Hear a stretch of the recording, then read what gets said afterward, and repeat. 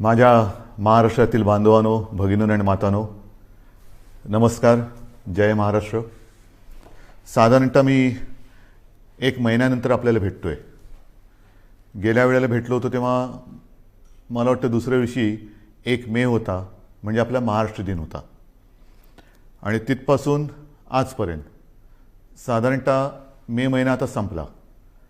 1 महिना झालेला आहे.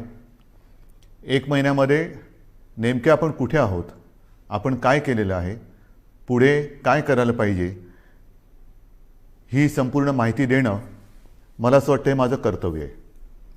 आणि नाहीतरी आपलं नातं आता एक वेगळं निर्माण झालेलंच आहे. पहिल्या प्रथम मी आपल्याला सर्वांना खरोखर मनापासून धन्यवाद देतो आहे. कारण वर्ष दीड वर्ष अत्यंत अवघड असलेली गोष्ट आपण जिद्दीने आणि निश्चयाने पाळत आहात, ती म्हणजे स्वतःवरती काही बंधनं. आणि त्या बंधनाचा परिणाम आपल्याला अनुभवायला येतो आहे. पुढे काही बोलण्याच्या आधी नक्कीच एक 8-10 दिवसापूर्वी जे एक वादळ, आता ही वादळाची नावं कोण ठेवतं, कसं ठेवतं, काही वेळेला त्याचे उच्चार कसे करायचे, हा सुद्धा एक मोठा प्रश्न असतो. पण ते वादळ हे आपल्या किनारपट्टीला स्पर्श करून गेलं. असं म्हटलं जातं की गेल्या काही दशकातलं सगळ्यात भीषण असं ते चक्रीवादळ होतं. आपण त्या मानाने सुदैवी ठरलो की आपल्याला ते स्पर्शून गेलं. पण गुजरातला मात्र पूर्ण ताकदीनिशी ते धडकलं. गेल्या वर्षी आपल्याला आठवतंय निसर्ग चक्रीवादळ आलं होतं, ते तर आपल्या रायगडमध्येच धडकलं होतं. ही आता एक नवीन दुष्टचक्र किंबहुना दुष्ट चक्रीवादळं अशी दरवर्षी आढळायला लागलेली आहेत. किंवा कुठे आढळतील, काय काय विध्वंस करतील, सांगता येत नाही. आणि तो करत असताना मग आपली एक नाही म्हटलं तरी तारंबळ उडते. एक तर करोनाचं संकट, त्याच्यामध्ये हे वादळ, फार पंचायत असते. त्या संपूर्ण किनारपट्टीतल्या काही धोकादायक वस्त्या असतात त्यातील लोकांना हलवणं, बरं ते हलवताना कोविडचे नियम पाळणं, या सगळ्या फार गोष्टी विचित्र असतात. आणि त्याही परिस्थितीमध्ये आपल्या प्रशासनाने फार चांगलं काम केलेलं आहे. जनतेनेही चांगलं सहकार्य केलं आणि म्हणून आपण थोडक्यात निभावलो असं मी म्हणतो. आता प्रश्न येतो की हे वादळ आपल्याला स्पर्शून जरी गेलं तरी त्यांनी द्यायचा तो फटका दिलेलाच आहे. मी रत्नागिरी सिंधुदुर्गला जाऊन आलो. हो, मी धावता दौरा केला. कारण मी तिथे गेल्यानंतर एकतर हे वादळ येण्याच्या आधीपासून साधारणतः मिनटाला माहिती तर मी घेतच होतो. वादळ धडकल्यानंतर सुद्धा ते किती प्रमाणात कुठे काय काय धडकलं, म्हणजे त्याचा जोर जेव्हा आपल्याकडे स्पर्शून जाताना होता, वाऱ्याचा वेग किती आहे, काय किती आहे, हे सगळं मी पूर्ण लक्ष ठेवून होतोच. आणि मग तिथे जाऊन बघितल्यानंतर नुकसान किती झाले ह्याची कल्पना आली. घरावरती झाडं पडलेली आहेत, म्हणजे पडली होती. त्याच्यानंतर काही ठिकाणी वीज पुरवठा खंडित झाला होता. मग आता नुकसान भरपाईची एक गरज असते. ती नुकसान भरपाईची सुद्धा आपण घोषणा केलेली आहे. आणि घोषणा नुसती नाही तर प्रत्यक्ष द्यायला आता ती सुरुवातसुद्धा होणार आहे. महत्त्वाचा मुद्दा असतो ह्याच्यामध्ये तो निकषांचा. मधल्या काळामध्ये माननीय पंतप्रधानांसमवेत जी एक बैठक झाली होती, त्या बैठकीत मी सांगितलं होतं की अशा या आपत्त्या येतात. आपत्ती मागून आपत्ती कधीतरी येते, पण कधी अशी आपत्ती आली, हे चक्रीवादळ आलं, मग पूर येतो, अतिवृष्टी होते, दुष्काळ असतो, तेव्हा केंद्राचे काही निकष आहेत, ज्याला NDRF आणि SDRFच्या निकषाप्रमाणे मदत हे एक परिमाण मानलं जातं. मी त्याही वेळेला विनंती केली होती आणि आता पुन्हा करतोय की ते जे परिमाण आहे, निकष आहेत, ते आता बदलायला पाहिजेत. कारण आता ते थोडे अपुरे पडायला लागलेले आहेत. आता ते निकष काही जरी असले तरी आपण मात्र याही वेळेला कोकणवासियांना आणि जे कोणी त्याच्यामध्ये, म्हणजे अगदी पालघरपासून जिथे जिथे हे नुकसान ज्यांचं झालेलं आहे, त्यांना गेल्या वेळेला वादळात जे निकष लावले, ते निसर्ग वादळाचे निकष, त्याच्याप्रमाणेच आपण मदत जाहीर केलेली आहे आणि तशीच ती मदत त्यांना आपण देऊ. हा झाला मुद्दा संकट आल्यानंतर करण्याच्या मदतीचा. पण आता ही संकटं जर का वारंवार येणार असतील आणि असं दिसतंय, मग त्याला बदलतं हवामान म्हणा किंवा अन्य काही गोष्टी म्हणा, तर ही वादळ जर का आपल्याकडे दरवर्षी आपल्याला त्रास देणार असतीलच आणि तशी ती देत आहेत म्हटल्यानंतर काही ठिकाणी मात्र ह्या किनारपट्टीवरती कायमस्वरूपी काही उपाययोजना करण्याची गरज आहे. मग ही कायमस्वरूपी उपाययोजनामध्ये काय काय येतं, तर धूप प्रतिबंधक बंधारे आहेत की जेणेकरून लाटा आदळणार नाहीत. मग त्या परिसरामध्ये वीज पुरवठा खंडित होतो, कारण विजेचे खांबच्या खांब उन्मळून पडतात, झाडं उन्मळून पडतात, कधी तारांवरती झाडं पडतात आणि मग तारांबळ उडते आपली. तर अशा वेळेला भूमिगत तारा म्हणजे ज्या वीज वाहक तारा असतात, वायरी असतात, त्या भूमिगत करणं, त्याला आता प्राधान्य देतो आहोत. नंतर भूकंपरोधक घरं काही ठिकाणी करावी लागतील. नंतर आपल्याला ह्या ज्या काही वस्त्या अचानक काही ठिकाणी हलवाव्या लागतात, ही बांधकामंसुद्धा कधी चांगली असतील कधी नसतील, तर पक्के निवारे हे बांधण्याची गरज आहे. पक्के निवारे, कारण काही होऊ शकतं. अशा वेळेला ह्या ज्या काही कायमस्वरूपी सोयी सुविधा आपल्याला करायच्या आहेत त्याच्याबद्दल आपण सुरुवात तर केलेली आहे, पण त्याही बाबतीत केंद्र सरकारशी आपण बोलतो आहोत आणि मला खात्री आहे की केंद्र सरकार लवकरच आपल्याला या बाबतीत नक्की मदत करेल. ही झाली गोष्ट ह्या चक्रीवादळाची, तोतेच ना त्या वादळाची. मग आपला जो मुद्दा आहे तो साहजिकच आहे. 1-1.5 वर्ष जी लढाई चालली ती कोरोना. या कोरोनाच्या लढाईमध्ये आपण आत्तापर्यंत काय काय केलेलं आहे हे पहिल्यांदा आपल्याला सांगतो. आपण ज्या काही घोषणा केल्या होत्या की कोणाला काय काय देणार, तर साधारणतः आपण कुठे आहोत, काय दिलेलं आत्तापर्यंत, तर अन्न सुरक्षा योजनेमध्ये जवळपास 2,74,000 मेट्रिक टन धान्याचे मोफत वितरण आपण केलेलं आहे. शिवभोजन थाळीमध्ये सुद्धा 54-55 लाख थाळ्या यांचं मोफत वितरण आत्तापर्यंत आपण केलेलं आहे.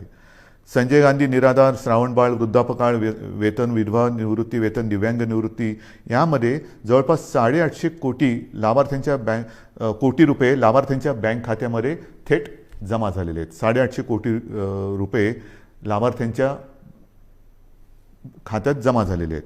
त्याच्यानंतर नोंदणीकृत बांधकाम कामगारांसाठी साधारणतः हे कामगार 10 लाखाच्या आसपास आहेत.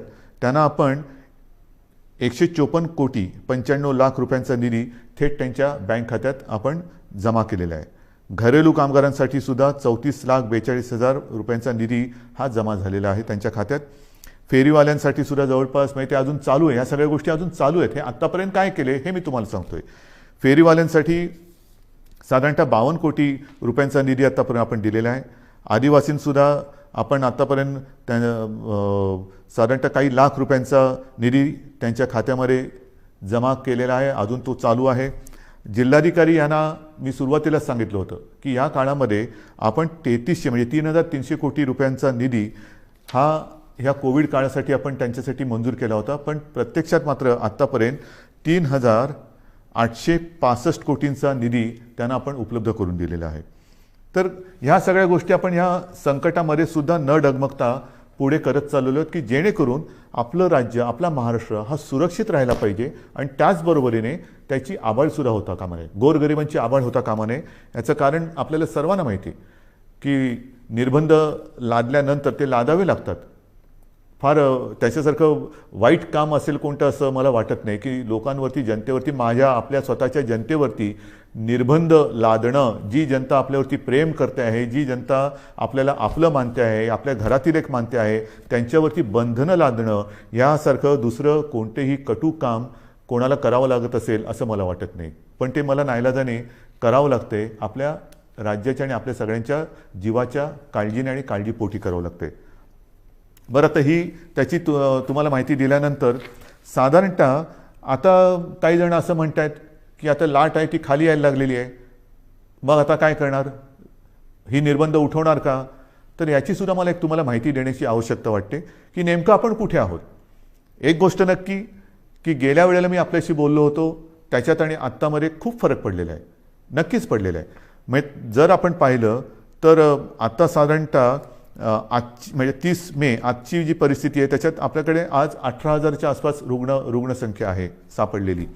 मात्र अजूनही जी रुग्णसंख्या आहे ती एक 2-5 दिवसापूर्वीचा जर का आकडा पाहिला तर गेल्या लाटेमध्ये जी एक सर्वोच्च ज्याला आपण पीक म्हणतो ती जी संख्या होती तिच्या बरोबरीत आहे.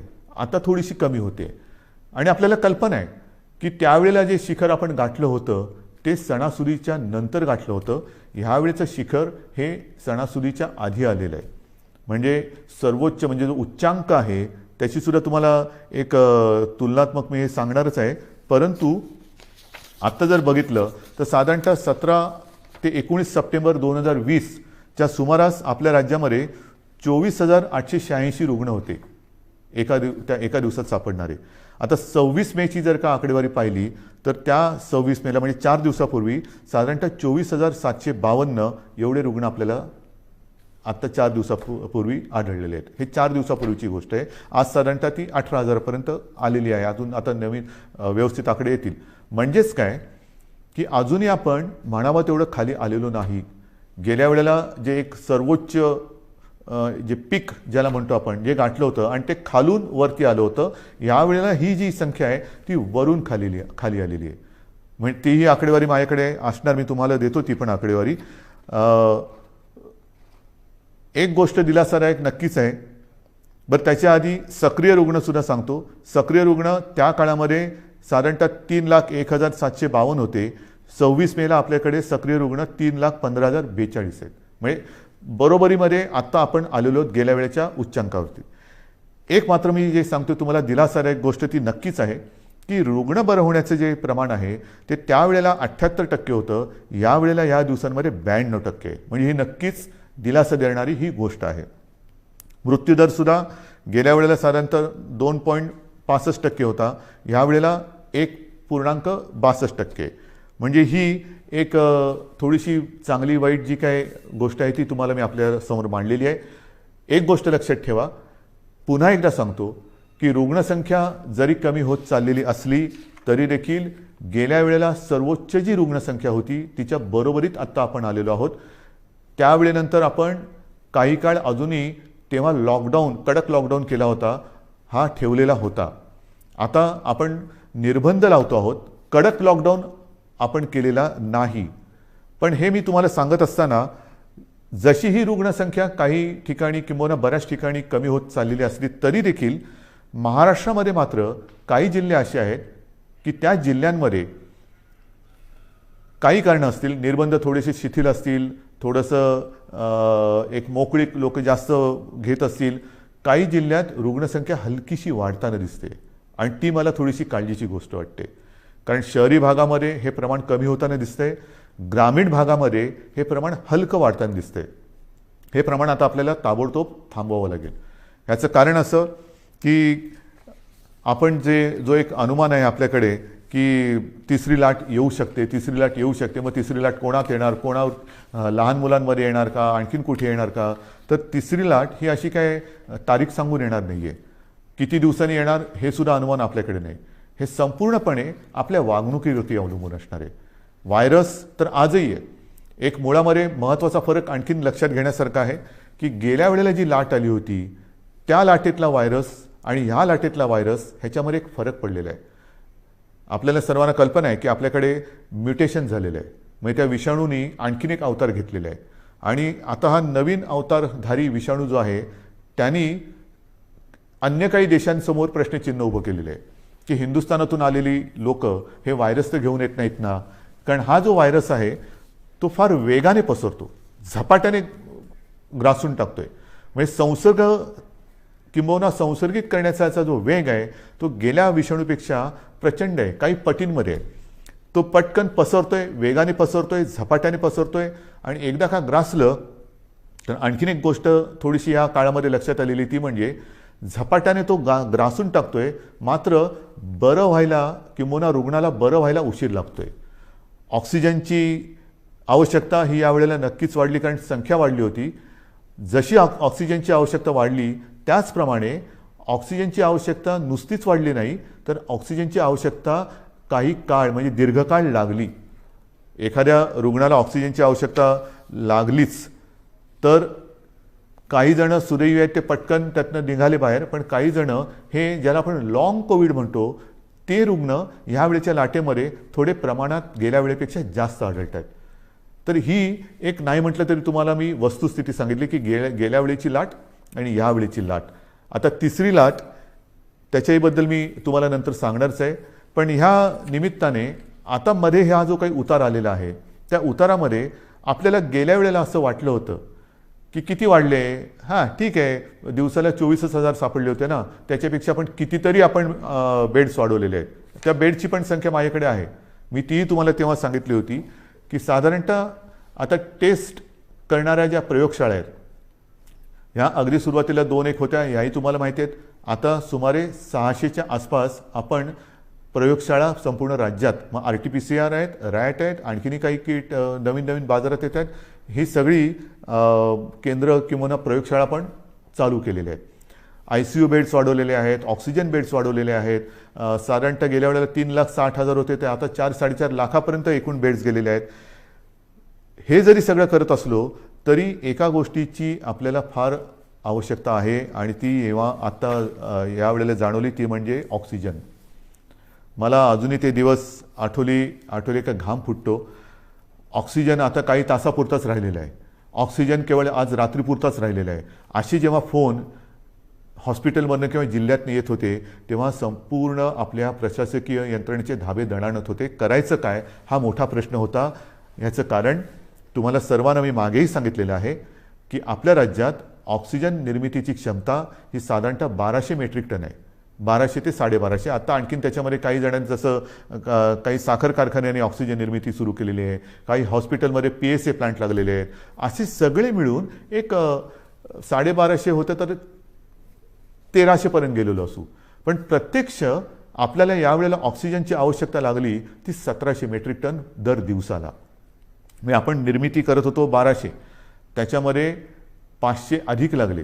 बरं, या 1200मध्ये आपण उद्योगाचा ऑक्सिजन, ज्या उद्योगाला ऑक्सिजनची आवश्यकता लागते तो ऑक्सिजन पूर्ण बंद करून संपूर्ण ऑक्सिजन आरोग्यासाठी आणि या रुग्णांसाठी वापरला. तोही कमी पडला आणि मग मात्र जी काय आपली तारंबळ उडाली होती ही जामनगरमधनं मागो, भिलईतून मागो, रूरकेलामधून मागो, म्हणजे काही शेकडो ते काही हजारो किलोमीटर अंतरावरून आपल्याला ऑक्सिजन आणावा लागत होता. आजही तो आपण आणतो आहोत तसं पाहिलं तर. आणि आपल्याला कल्पना आहे, आपण बातम्यात पाहिलं असणार की इथून रिकामे टँकर्स हे केंद्राच्या मदतीने एअरलिफ्ट करून ते जे ऑक्सिजन प्लांट बाहेरच्या राज्यात आहेत तिथे नेत होतो आणि ते भरल्यानंतर मात्र आपल्याला ते रस्त्याने किंवा ट्रेनने आणावे लागत होते. ही संपूर्ण जी काय यातायात होती हे कशी आपण निभावून नेली ती त्या सगळ्या प्रशासकीय यंत्रणेचं एक कौतुक करावं लागेल. ऑक्सिजन ऑडिट करून ऑक्सिजनची गळती म्हणजे अतिरिक्त ऑक्सिजन जिकडे वापरला जात होता त्याच्यावरती निर्बंध आणले. हे सगळं फार तारेवरची कसरत होती. आणि मग माझ्या मनामध्ये आहे ते हेच आहे की जर का आत्ताचा जो अवतार बदललेला विषाणू आहे तो अजूनही पूर्ण त्याला आपण काबूत आणलेला नाही. गेल्या वेळेच्या उच्चांकाच्या बरोबरीने आज आपली रुग्णसंख्या आहे. यावेळेला तो जर का सुटला आणि काही पटीत आलेली लाट होती, म्हणजे यावेळेला साधारणतः तुम्हाला कल्पना आहे 66-67 हजार रुग्ण हे दर दिवशी आढळत होते. म्हणजे गेल्या वेळेला 24,000 होते, यावेळेला 66-67 हजार दर दिवशी रुग्ण आपल्याला आढळत होते, पॉझिटिव्ह रुग्ण आपल्याला सापडत होते. हा आता विषाणू जर का सुटला आणि पुन्हा तशा ह्याच्यात तिसरी लाट आली तर बाकी सगळं बेड्स वगैरे आपण वाढू, डॉक्टरची कमतरता ही तशीच असणार आहे. ऑक्सिजनची कमतरता पडली तर मग मात्र आपल्याला फार कठीण जाणार आहे. त्याच्यामुळे ह्या काही गोष्टी ह्या आपल्याला लक्षात घेऊन पुढची पावलं ही खूप सावधतेने टाकावी लागणार आहेत. बरं, हे कमी पडते की काय म्हणून ते आता नवीन आलेलं आहे म्युकॉरमायकोसिस, काळी फंगस. ही काळी जादू माहिती होती, काळी विद्या माहिती होती, आता काळी फंगस आलेली आहे. म्हणजे बुरशीसुद्धा, काळी बुरशी, म्युकॉरमायकोसिस. आता हा सुद्धा जो प्रकार आहे त्याच्यावरती सुद्धा साधारणतः आपल्या राज्यात 3-1 हजार रुग्ण त्याचे आहेत. ही काही साथ नाही आहे, पण त्याची कारणं ही सुद्धा आपल्या लक्षात आलेली आहे. आपल्या टास्क फोर्समध्ये त्यातले सुद्धा तज्ज्ञ डॉक्टर, मी गेल्या वेळेला सांगितलं आपल्या ठाण्याचे आशिष भूमकर, डॉक्टर आशिष भूमकर, त्यांचा समावेश केलेला आहे. असे त्या विषयातले तज्ज्ञ डॉक्टर आपण वेळोवेळी या टास्क फोर्समध्ये घेतो आहोत, त्यांचं मार्गदर्शन घेतो आहोत आणि उपाययोजना, उपचार पद्धती कशी असायला पाहिजे, कशामुळे म्युकॉरमायकोसिस होतो. तर एक जे कारण त्यांनी सांगितलं ते म्हणजे साधारणतः या कोविडच्या काळात, म्हणजे ज्याला कोविड होतो, कोरोना होतो, त्या रुग्णामध्ये साखरेचं प्रमाण वाढतं. हा कोरोनाचा एक कदाचित साईड इफेक्ट असेल. आणि साखरेचं प्रमाण वाढलं असताना जर जास्त प्रमाणात आणि जास्त काळासाठी स्टिरॉइड दिलं गेलं तर मात्र म्युकॉर तर हवेमध्ये आहे, ही फंगस तर हवेमध्ये आहे, तर त्याच्यामध्ये आपल्या रक्तात जे फ्री आयन तयार होतं ते त्याला आकर्षित करतं आणि तिथून म्युकॉरमायकोसिसला सुरुवात होते. मग हे कारण त्यांनी सांगितलं. आणखीन काही कारण आहे का? आणखीन काय करू शकतो. तर ह्या सगळ्या गोष्टी आपण डॉक्टरना सांगतो आहोत. याच्यामध्ये आणखीन एक गोष्ट नव्याने आपण केलेली आहे, ती म्हणजे नवीन एक संकल्पना मी मांडली आणि तिला ते यश येते. माझा डॉक्टर. माझा डॉक्टर. माझा डॉक्टर म्हणजे काय, आपल्याला सर्वांना माहिती आहे की आपल्या कुटुंबाला एक फॅमिली डॉक्टर असतो. काही सर्दी खोकला वगैरे काही झालं तरी आपण पटकन, डॉक्टर मला जरा खोकला आलाय काय करू, डॉक्टर मला कालपासून असंच होते काय करू. हा माझा डॉक्टर हा एक असतो. आणि ह्या डॉक्टरना आपल्या कुटुंबातील जवळपास सर्व सदस्यांच्या तब्येतीची एक माहिती असते. कोणाला कसली ॲलर्जी आहे, कोणाला काय होतं, काय औषध दिलं तर काय त्याला चालतं, काय दिलं तर चालत नाही. त्या डॉक्टरना मी आवाहन केलं. जवळपास काही हजार डॉक्टर, म्हणजे सगळे जर का पकडले तर लाखाच्या आसपास डॉक्टर्स, त्यांच्याशी जसा मी आपल्याशी संवाद साधतोय तसा संवाद त्यांच्याबरोबर साधला आपल्यासोबतच्या तज्ज्ञ डॉक्टरांना घेऊन. आणि हे सगळे वाड्या वस्त्यांमधले डॉक्टर आहेत, पाड्यांमधले डॉक्टर आहेत, अगदी आपल्या गल्लीतले डॉक्टर असतील, आपल्या सोसायटीमधले डॉक्टर असतील. ह्या सगळ्या डॉक्टरना मी आता आवाहन केलं. त्यांनीसुद्धा प्रतिसाद दिलेला आहे. ह्याचं कारण असं की आता पावसाळा येतोय. पावसाळ्याचे साथीचे आजार ते तर आहेत आणि त्याच्यात कोरोना. तुम्हाला कल्पना आहे की लक्षणं तीच आहेत. सर्दी खोकला ताप, घसा बसणं, घसा दुखणं, इतर पोट बिघडणं. आता हा नेमका रुग्ण ओळखणं हे फार मोठं काम आहे. कोविड आणि नॉन कोविड. पहिल्यांदा आपण कोणाकडे जातो, माझ्या डॉक्टरकडे, आपला डॉक्टर. आणि ह्या डॉक्टरची भूमिका आहे फार मोलाची आहे. कारण दोन गोष्टी आपल्याला आढळल्या की काही म्हणजे 70-75% कोविडग्रस्तांना कोणतीही लक्षणं नसतात. चांगली गोष्ट आहे. आणि तरी देखील कोविड पॉझिटिव्ह आहे म्हणून घाबरून अशी लोक हॉस्पिटलमध्ये जातात. मग आपण असं म्हणतो की अरे ह्यांना खरंच काही गरज नाही आहे. काही वेळेला तर कसल्या औषधाची गरज नसते. काही लोक असेच बरे होतात. पण ती लोक, असे रुग्ण हॉस्पिटलमध्ये बेड्स घेऊन बसतात आणि ज्यांना गरज असते त्यांना बेड्स मिळत नाहीत. मग आपण त्यांना विनंती करतो की ताई, दादा, कोणी असतील, काका, तुम्हाला हॉस्पिटलमध्ये राहण्याची गरज नाही हो. तुम्ही घरच्या घरी जर शक्य असेल तर विलगीकरणात राहा की जेणेकरून तुमच्या कुटुंबियांना कोरोनाचा त्रास होणार नाही. पण जर का नसेल तर मग आपलं सरकारी जी काही क्वारंटाईनची सोय केलेली आहे त्याच्यामध्ये राहा. मात्र हॉस्पिटलमध्ये तुम्हाला राहण्याची गरज नाही. मग हे एका बाजूला असताना दुसऱ्या बाजूला आपण काही वेळेला म्हणतो की अरे मृत्यूदराचं काय, मृत्यूदर कसा कमी करायचा. मग त्याचं कारण असं येतं की रुग्ण उशिरा हॉस्पिटलमध्ये आला, घरच्या घरी त्याने अंगावर काढलं, दुर्लक्ष केलं, आला तो सिरियस झाला होता, त्याला आपण वाचू शकलो नाही. आणि मग तिथे ही महत्त्वाची भूमिका ही ह्या कुटुंबाच्या डॉक्टरनी करायचं आहे, माझ्या डॉक्टरनी, की हे नेमकं ओळखायचं कसं. त्याला औषधं देताना कोणती औषधं द्यायची, कोणाला कोणती औषधं देण्याची गरज आहे, अनावश्यक अनाठई आणि औषधांचा अतिरेक टाळा, हे सर्व तज्ज्ञ डॉक्टरांचं म्हणणं आहे. कारण नसताना औषधं देऊ नका, आवश्यकतेनुसारच औषधं द्या. स्टिरॉइड कोणाला द्यायचं, किती प्रमाणात द्यायचं हे नीट ठरवून द्या. आणि घरी किंवा आपल्या विलगीकरण कक्षामध्ये सरकारच्या किंवा महापालिकांच्या एखादा रुग्ण जर का उपचार घेत असेल तर त्याला नेमकी कोणती लक्षणं आहेत की ते लक्षण दिसल्याबरोबर त्याला हॉस्पिटलमध्ये आणलं पाहिजे की जेणेकरून त्याला हॉस्पिटलमध्ये यायला उशीर होणार नाही आणि त्याचा जीव आपण वाचू शकू. तर ह्या महत्त्वाच्या गोष्टी या फॅमिली डॉक्टरनी करायच्या आहेत. एक तर कोविड नॉन कोविड ओळखणं हे फार महत्त्वाचं आहे. ते ओळखल्यानंतर कोविड रुग्ण असेल, त्याच्या घरामध्ये विलगीकरणाची सोय नसेल तर त्याला सांगितलं पाहिजे की तू कोविडग्रस्त आहेस, तू या इकडे राहा. आणि मग त्याला औषधं देण्याची जबाबदारी आणि ही लक्षणं ओळखण्याची एक जबाबदारी ही या डॉक्टरने करायची.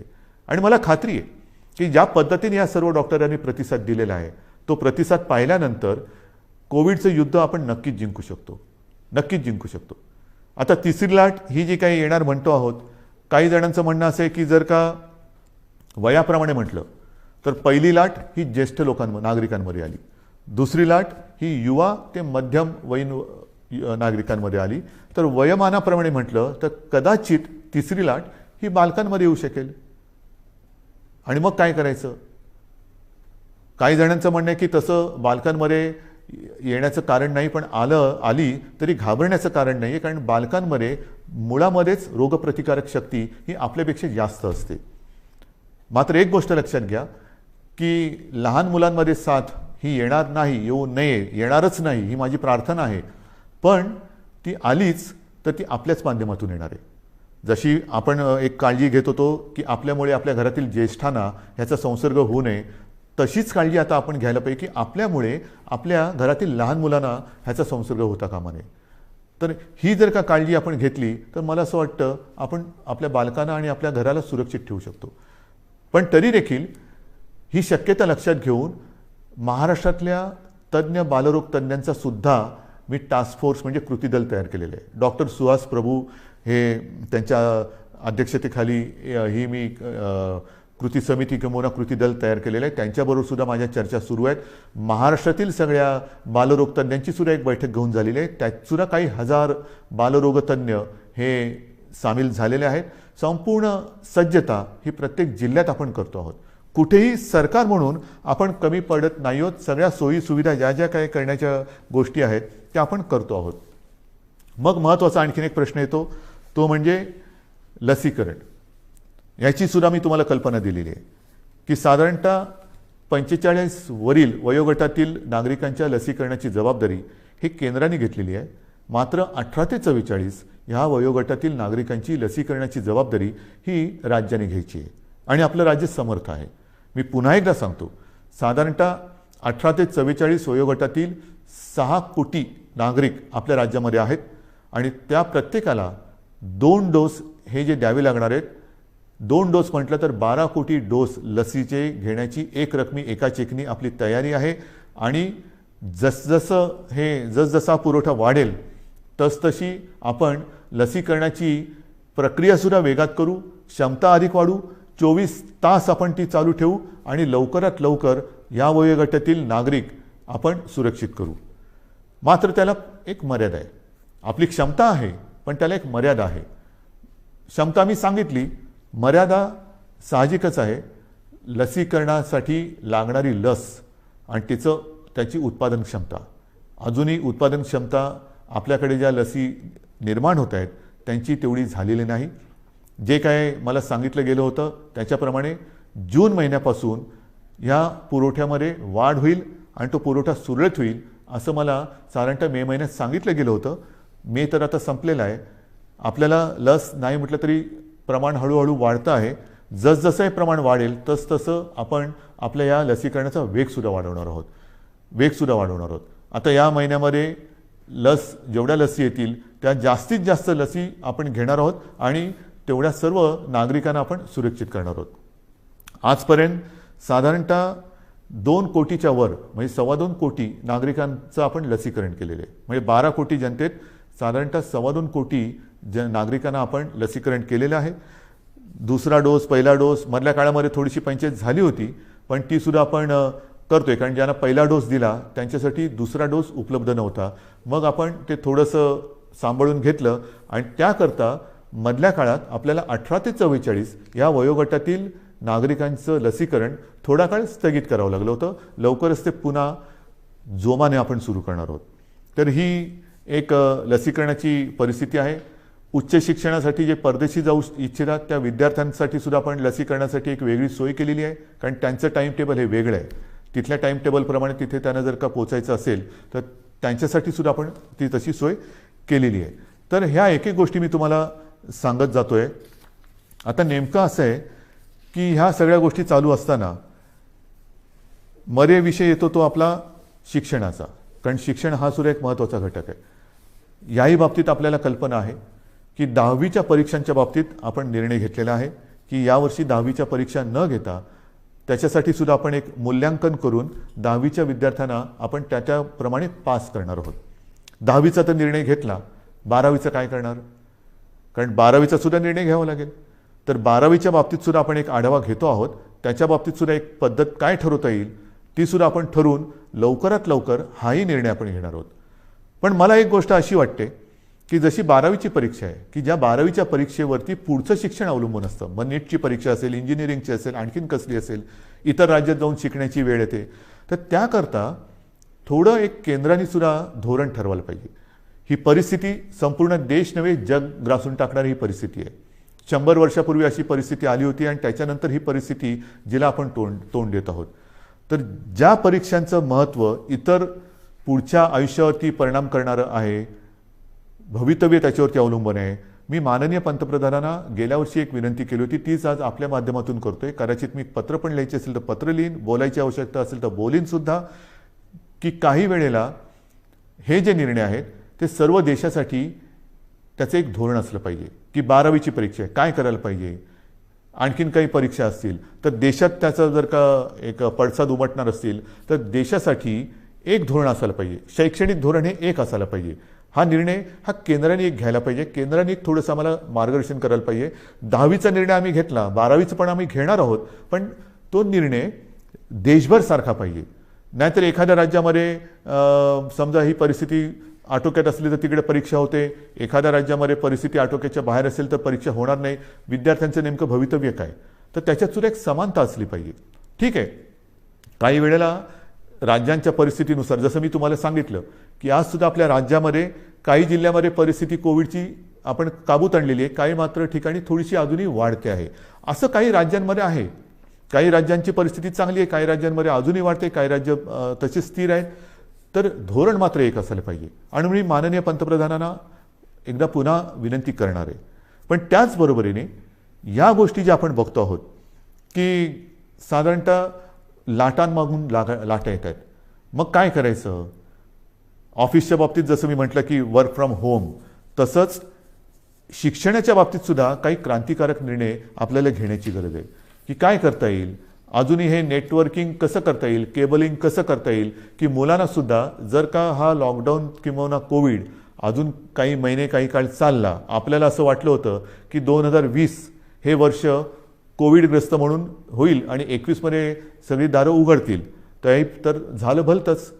20पेक्षा अधिक मोठ्या प्रमाणात ही लाट आली. आणि ती लाट आल्यानंतर सणासुदीला अजून सुरुवात व्हायची, त्याच्या आधी ही मोठी लाट आली. पुढे कसं जायचं हा एक प्रश्न आहे.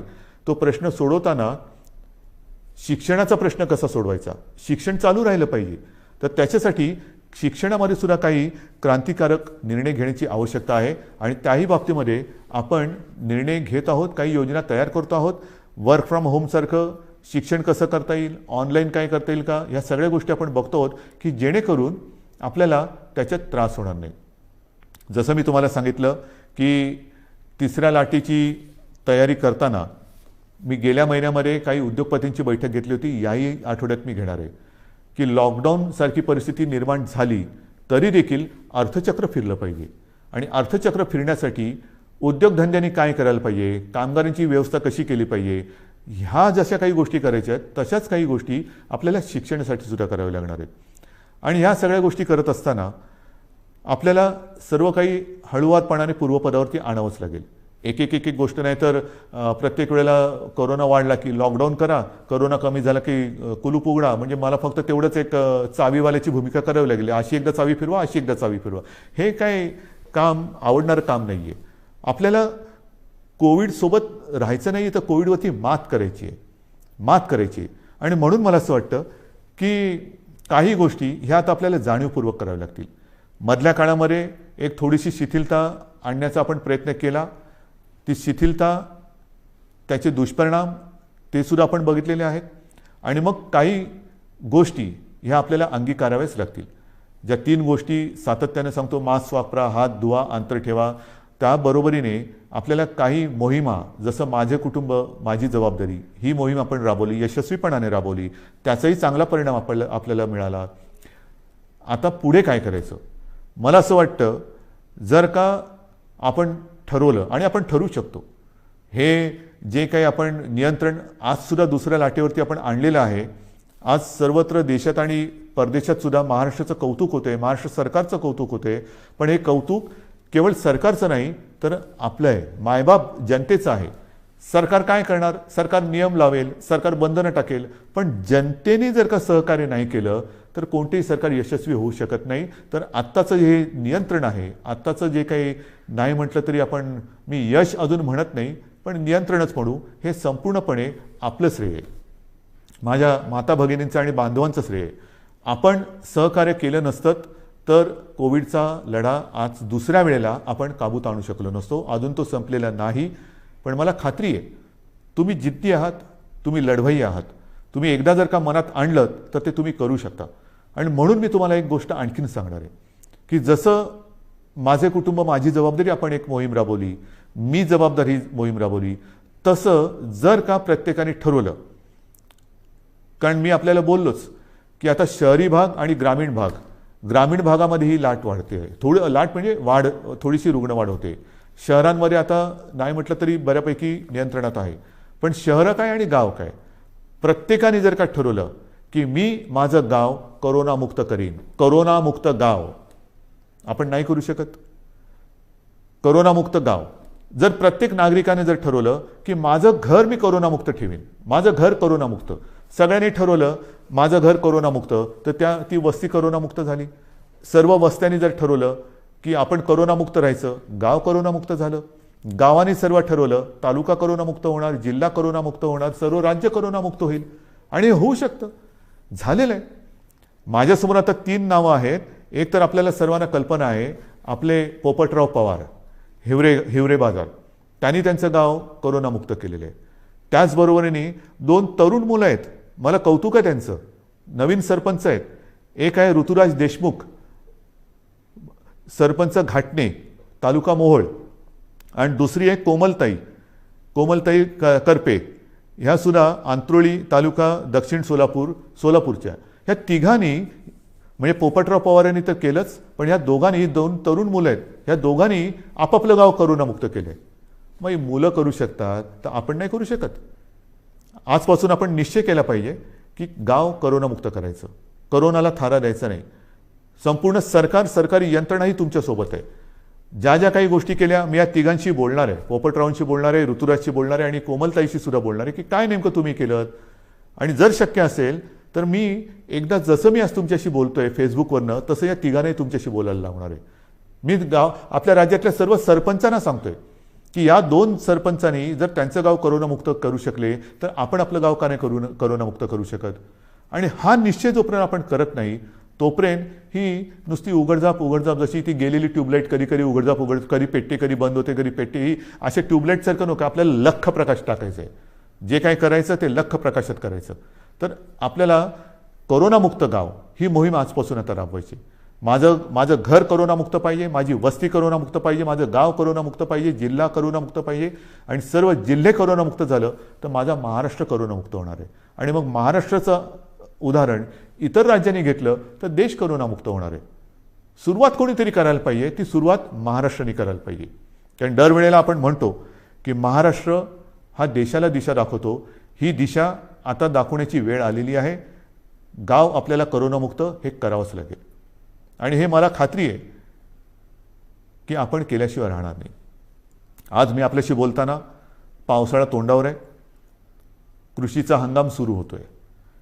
हंगाम सुरू होतं म्हटल्यानंतर मला तमाम शेतकरी दादांना सांगायचे की गेल्याही वर्षी महाराष्ट्राच्या अर्थव्यवस्थेला तुम्ही मोठा हातभार लावलेला आहात.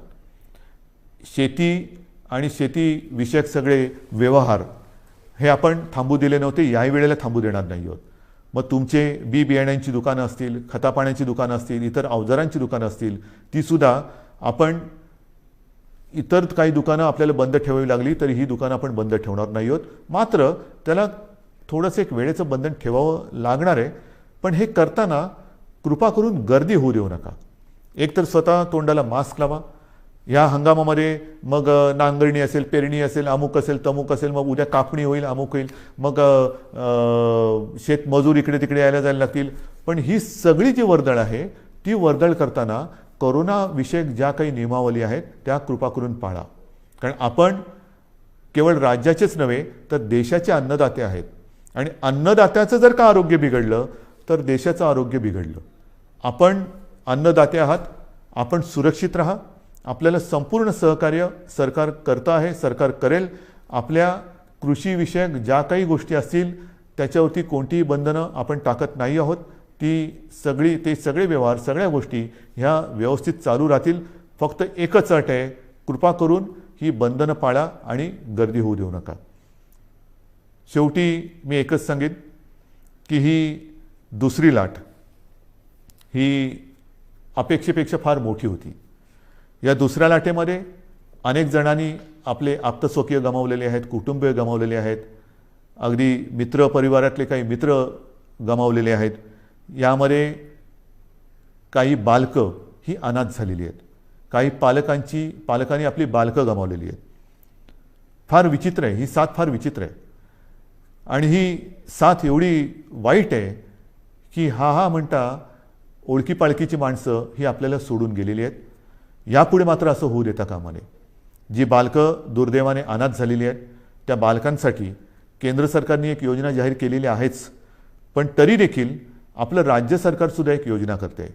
कोणत्याही परिस्थितीत दुर्दैवाने ह्या बालकांचे पालक जरी त्यांनी गमावलेले असतील तरी त्यांचं पालकत्व हे सरकार घेईल.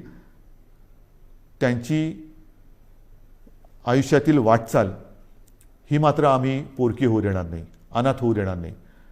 ह्या अनाथ बालकांना जिथे जिथे शक्य असेल तिथे तिथे सर्व पावलोपावली पदोपदी सरकार समर्थपणाने त्यांना साथ देईल. शिक्षण असेल, इतर काही असेल, राहण्याची गोष्ट असेल, काही असेल, ही योजना आम्ही आता तयार करतो आहोत आणि ती योजनासुद्धा आपण लवकरच जाहीर करून त्याची अंमलबजावणी करू. बांधवांनो, भगिनींनो आणि मातांनो, दुसऱ्या लाटेवरती आपण नियंत्रण आणतो आहोत. मात्र हे नियंत्रण आणत असताना काही जण कदाचित कुरबुर करतील, कारण अजून नाईलाजाने आपल्याला हे निर्बंध पुढचे 15 दिवस वाढवावे लागत आहेत. हे वाढवल्यानंतर म्हणजे 15 जूनपर्यंत हे वाढवावे लागतच आहेत. नुसते निर्बंध वाढवत नाही आहोत, तर आता आपण जिल्ह्यानुसार आढावा घेऊन काही जिल्ह्यात हे निर्बंध कदाचित कडक करावे लागतील, काही जिल्ह्यात कदाचित हे निर्बंध थोडेफार आपण शिथिल करू शकू. पण ह्या शिथिलतेचा अर्थ सर्व काही संकट गेले असं समजू नका. गेल्या वेळेला पहिल्या आणि दुसऱ्या लाटेच्या मधला जो काळ होता त्याच्यामध्ये मोर्चे, समारंभ, इतर काही गोष्टी, लग्नसराई हे आपण फार मोठ्या प्रमाणावरती नाही म्हटलं तरी झालं. ग्रामपंचायतीच्या निवडणुका झाल्या आणि नंतर मात्र ती दुसरी लाट अपेक्षेपेक्षा काही पटीत जास्त आली. आता हळूहळू काही लोक तयार सुरू होतील की हे उघडा ते उघडा, अमुक नाही केलं तर आम्ही रस्त्यावरती उतरू, मग आम्ही करोना बिरोना काय बघणार नाही, हे उघडलं नाही तर आम्ही तसं करू. त्यांना मी सांगतोय, कृपा करून तुम्ही ह्या गोष्टी अशा करू नका. मला पूर्णपणे माहिती आहे की हे संकट फार विचित्र आहे, पण नुसतं हे संकट आता कमी झाले म्हणून घाईगर्दीने रस्त्यावरती उतरू नका. कारण जर का रस्त्यावरती उतरणार असाल तर मी म्हणेन कोरोना योद्धे म्हणून उतरा, कोरोना दूत म्हणून उतरू नका. जरा सरकारला तुम्ही जर का असं सांगणार असाल की अमुक नाही केलं तर आम्ही रस्त्यावरती उतरू, तर मला नम्रपणाने सांगायचं आहे की कोरोनाची साथ हा सरकारी कार्यक्रम नाही, ही सरकारी योजना नाही. कोरोनाची साथ ही सरकारी योजना नाही की जिच्या विरोधासाठी तुम्ही रस्त्यावरती उतरावं. तर तो जर का आपला गैरसमज असेल तर तो कृपा करून आपल्या मनातून काढून टाका. तो जर का आपला संभ्रम असेल तर मनातून काढून टाका. दुर्दैवाने आपल्या आजूबाजूला बघा, ज्या घरामध्ये काही बालकं अनाथ झालेत, काही पालकांची मुलं गेलेली आहेत, हे निर्बंध तर आपण उठवणार आहोतच, पण निर्बंध उठवल्यानंतर सुद्धा घरातील कर्ता गमावलेले आहे त्या कुटुंबाकडे सुद्धा आपल्याला लक्ष द्यावं लागणार आहे. तर हे रस्त्यावरती उतरणं म्हणजेच तिसऱ्या लाटेला आमंत्रण देणं आहे. तर त्या तिसऱ्या लाटेचे आमंत्रक आपण होऊ नका. तिसऱ्या लाटेचे निमंत्रक आपण होऊ नका. कारण माझ्यासमोर संपूर्ण महाराष्ट्रातल्या जनतेच्या जीवनाचा प्रश्न आहे, आयुष्याचा प्रश्न आहे. मी पुन्हा एकदा सांगतो, हे निर्बंध लादणं यासारखं कटू काम दुसरं कोणतं असूच शकत नाही. पण मात्र हे आपल्या आरोग्य व्यवस्थेचं प्रमाण बघून आपल्याला या गोष्टी कराव्या लागतात. अजूनही ऑक्सिजनची व्यवस्था आपण वाढवतोय. मिशन ऑक्सिजन हा एक कार्यक्रम घेतला आहे, जरूर घेतला आहे. काही ठिकाणी आपण प्लांट्स लावायला सुरुवात केलेली आहे, पण छोटे, मध्यम आणि मोठे असे प्लांट लावायला साधारणतः 3 महिने ते 18 महिन्यापर्यंत हा कालावधी लागू शकतो आहे. तो लक्षात घेता आपल्याला फार हळुवारपणाने एक एक गोष्टी ह्या उघडत जाव्या लागणार आहेत. आणि म्हणून आजपर्यंत आपण जसं सहकार्य केलं तसंच सहकार्य साहजिकच आहे. हे आपल्यासाठी, आपल्या प्रियजनांसाठी, आपल्या मित्रपरिवारासाठी, आप्तसोक्यांसाठी हे मला अपेक्षित आहे. मी अधिक नुसतं निर्बंध लादायचे म्हणून लादणाऱ्यातला नाही, हे पुन्हा एकदा नम्रपणाने सांगतो. मात्र काही वेळेला हा बदललेला विषाणूचा अवतार बघून आपल्याला फार हळुवारपणाने निर्बंध उघडावे लागतील. विशेष म्हणजे तिसरी लाट जर का काही तज्ज्ञांच्या मते मुलांमध्ये येणार असेल तर पुन्हा हा काळ शाळा सुरू होण्याचा आहे. हाही एक विचार आपल्याला करावा लागणार आहे. या सगळ्या गोष्टीचा विचार करून तिसऱ्या लाटेचा प्रभाव किंबहुना तिसरी लाट येऊच नये त्याच्यासाठी प्रयत्न करणं गरजेचं आहे. आणि मला खात्री आहे, मी पुन्हा एकदा सांगतो की करोनामुक्त गाव ही योजना जर का आपण सफल केली तर तिसरी लाट आपण येऊच देणार नाही. कारण 2 वेळा आपण हे करून दाखवलेलं आहे. पहिली लाटसुद्धा आपण नियंत्रणात आणून दाखवली, दुसरी लाटसुद्धा आपणच नियंत्रणात आणून दाखवली. आता 2 वेळेचा अनुभव लक्षात आल्यानंतर काय केल्यानंतर काय होतं, त्याच्यामुळे काय करावे आणि काय करू नये हे आपल्याला चांगलं कळलेलं आहे. आणि ते कळल्यानंतर मला खात्री आहे सगळ्यांनी जर का जिद्दीने ठरवलं की माझं घर मी करोनामुक्त करेन, माझं गाव मी करोनामुक्त करेन, माझं जिल्हा करोनामुक्त करेन, माझं राज्य करोनामुक्त करेन, हा जर का निर्धार आपण केला तर तिसरी लाट आपण येऊ देणार नाही आणि ती येऊ देऊ नका अशी एक विनंती करून तूर्त मी आपली रजा घेतो. धन्यवाद. जय हिंद, जय महाराष्ट्र.